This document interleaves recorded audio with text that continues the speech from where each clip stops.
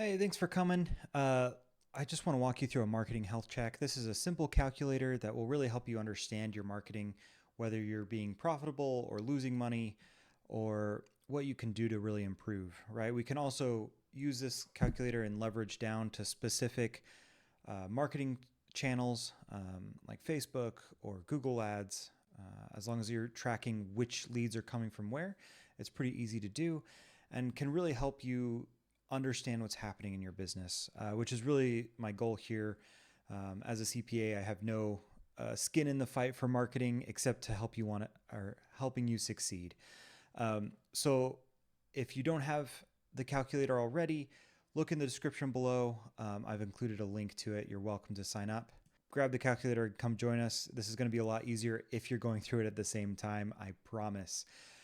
All right, so first off, we're going to work our way down. A lot of questions. It just helps us know what's happening. So the first one is hours spent networking per month.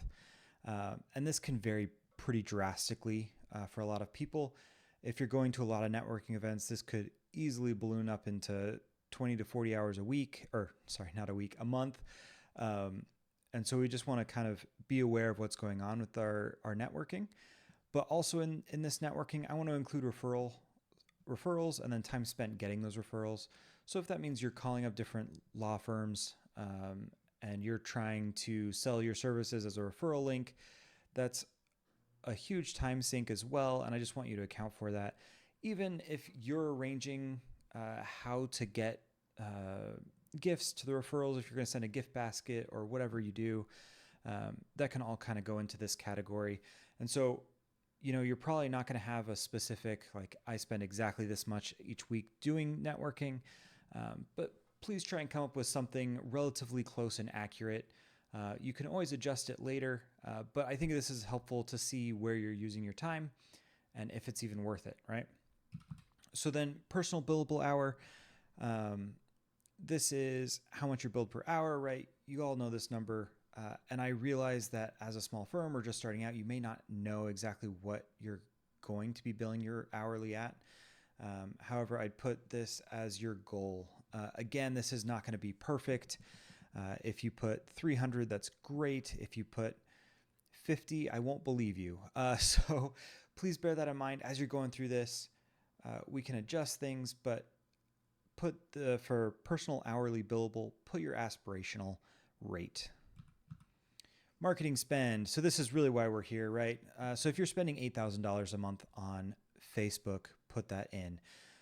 And I would encourage you to cap each one, however you're doing it, right? Either SEO, Facebook, LinkedIn ads, wherever you're spending money for marketing. Just make sure that you're inputting that total amount. And again, for our purposes, we're just doing total market spend for this first run, and then I'll talk you through how to specify it for channels if you want to do it in the future. If you do pay for referrals, and this is pretty common, please put this down as well. And I realize that this is per month, and you're going to say it's going to vary per month, and that's exactly right. That is okay. What you can do is take a running average of the last 3 months or 6 months or 12 months, right? Whichever one you feel more comfortable with. So part of the reason I put month instead of a year and then average it out is because if you're scaling up or if you're ramping up and you're increasing those referrals, that referral fee could go up significantly pretty quickly. And so I just want you to include kind of what you think it should be. Again, this is maybe more aspirational than actual, but should be helpful, and you can actually change the number and adjust it so you can kind of understand how it's impacting your business. All right, so average length of engagement. And this is really helpful too, right? So PI firms are notorious for this. You guys can take a year to 2 years to solve a case, whereas like an estate planner should be in the months. They should be 1 to 2 months, to just create an estate plan and to give it to the client, right? And so there's going to be varied depending on your clients. So we're just going to take the average length of engagements for your clients. Now this is new clients per month. So how many have actually signed with you, sent you money into the trust account, or are on an ongoing fee, right? For some of you business lawyers, there's ongoing business fees. So that's going to kind of be here. So these are new clients per month. And then repeat customers. So this is someone who comes in 2 years later, they had another kid and they need to update their trust or their will. Or boy, I don't want to say criminal law, right? You don't want to repeat criminal, but I'm sure that happens. Or PI, you really don't want another personal injury or malpractice suit or anything like that. But repeat customers would go here. And then overhead cost. So this is really basic. Just take a look at your profit and loss statement, or your P&L, as accountants call it. And we're looking for every cost except for marketing, right? This is your overhead. If we not include marketing, how much would it cost to run your firm? So this is going to be insurance, payroll, softwares, and anything under the sun. Rent would be in there as well. So really we're looking for an average spend for your firm. So for instance, in this firm, right, we're spending $8,000 a month on marketing, and then another $40,000 in overhead. So really the cost for this firm, the total expenses for the month is $48,000. Again, these are beautiful round numbers. They don't exist in real life, but please take a look at that, and then you can input that number here. And then total revenue for the month, we're going to say 85,000 just for the purposes of this. But if you're at 150, that's awesome, and will make your calculations a lot better. All right. So that's going through this really, really quickly. Now I kind of want to walk you through what comes out the other end. So we have CAC, and this is customer acquisition cost. This is how much it costs to acquire a client. And if we don't know this number, we can't grow our firm. I really want to get that into your heads, because you can grow your firm by referrals and luck of the draw, but you're really going to run into a point where you can't grow, you can't figure out what's going on, and you don't know the right levers to pull. And what often ends up happening is you start dumping money into marketing, and suddenly it costs even more to acquire a client, and you're doing worse than when you started, right? And that's the whole purpose of this, is to kind of walk you through how to tell what's going on. So total acquisition cost. And you'll notice this number is different than the marketing spend. So for those of you that are familiar with CAC, or total acquisition cost, might be a little bit confused. But what's going on here is we're actually adding in referral fees. We're adding in marketing spend. Here, and let me zoom out a little bit so you can kind of see what I'm looking at here. So we're looking at your personal billable hours multiplied by your hourly networking.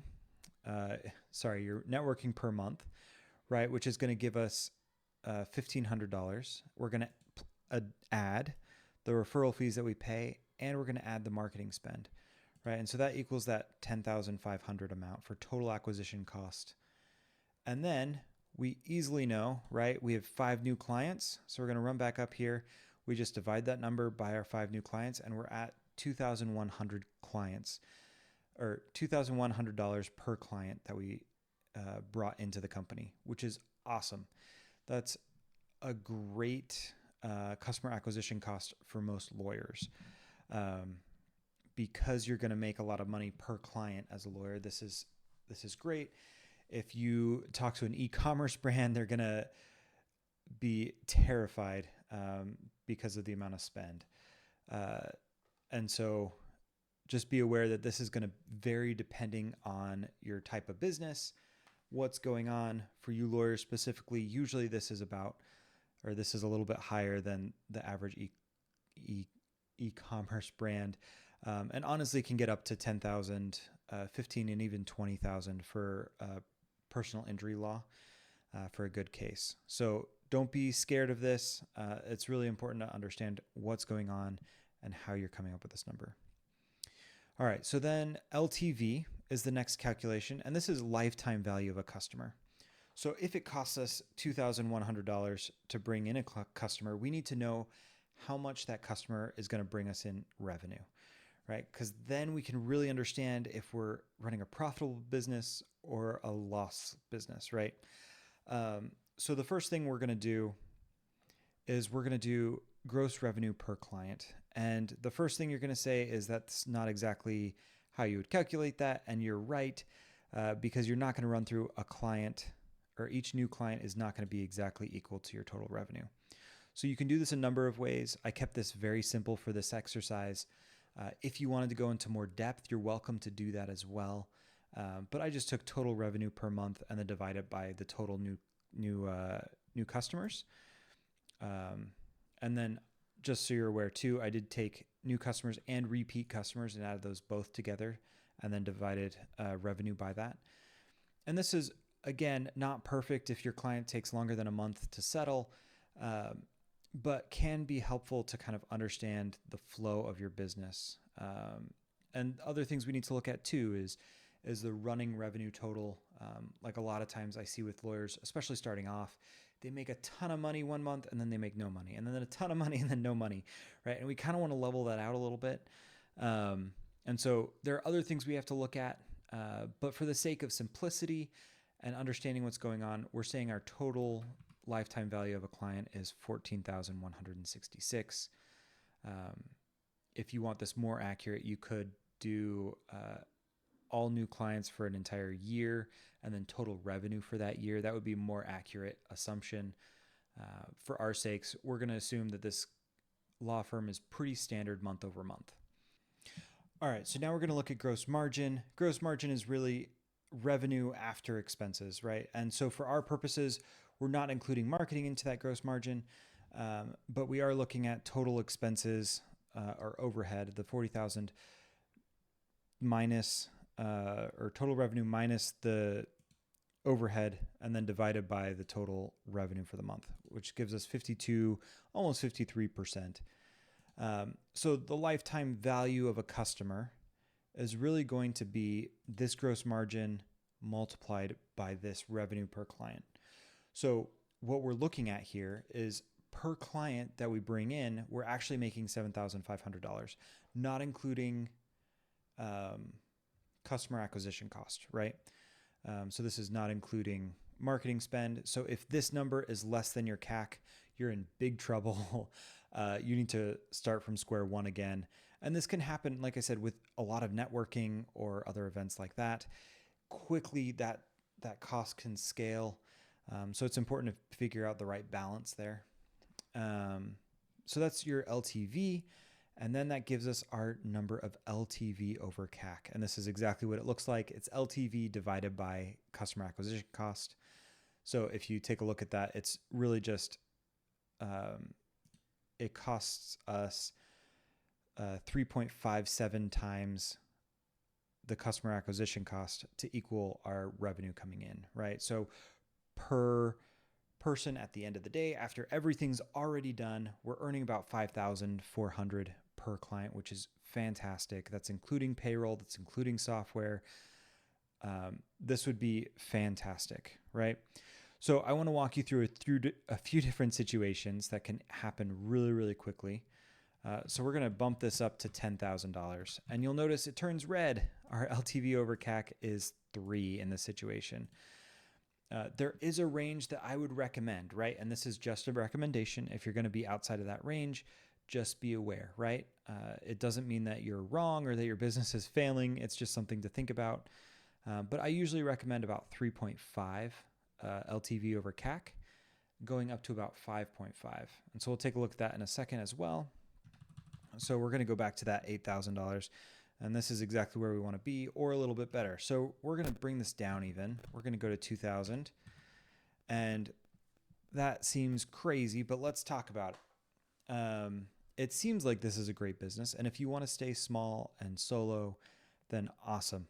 8.33 over CAC, or LTV over CAC, is perfect. Keep doing it. But this is usually when I say we can start hiring. And so about 5,000, let's see if we can get, So let's say 5.77, 5.5 is a kind of when I think we should start looking at expanding our own team. Because what this means is our marketing is really efficient, and we can increase our expenses a little bit so that we can bring people on to then increase the amount of work we're doing, and we can ramp up our marketing spend a little bit, right? So if we doubled our marketing spend, let's say, and bring it up to 8,000, right? We're still doing really well. And my guess is we can find more clients with another $4,000 in SEO or Meta or however you're doing it. Or if that means more networking, right? Like that's possible too. So it's just important to realize what's going on and the different things that can impact this. And so I'd encourage you to play around, input different amounts, see what happens, and kind of evaluate your own business. And so one thing I did mention is you can use this to do each single marketing channel, right? So if we know how many clients are coming through Facebook, and if we know our Facebook spend, we can easily just zero this out and say we're not spending any hours networking, no referral fees. This is all 100% just through Facebook. Suddenly, this number is the Facebook channel's LTV over CAC. And so that's what I'd encourage you to do. Or if you want to do networking, what's the networking spend like? Is it worth your time? So now you can go through and do this for every single channel you're doing and kind of evaluate. The hard part about that is overhead spend and total revenue are going to be a little bit out of whack. What you can do is just take a percentage, right? So if you're getting 5 new clients and you have 5 different marketing channels, you can divide the 40,000 by the 5 to get the actual amount for expenses. And then for revenue, you can actually pull in exactly how much that client paid you, or you can just divide by 5 too if you want to keep it simple. Again, this is a really high level overview. I think it's really helpful to do though. And I encourage you to do this at least once a year.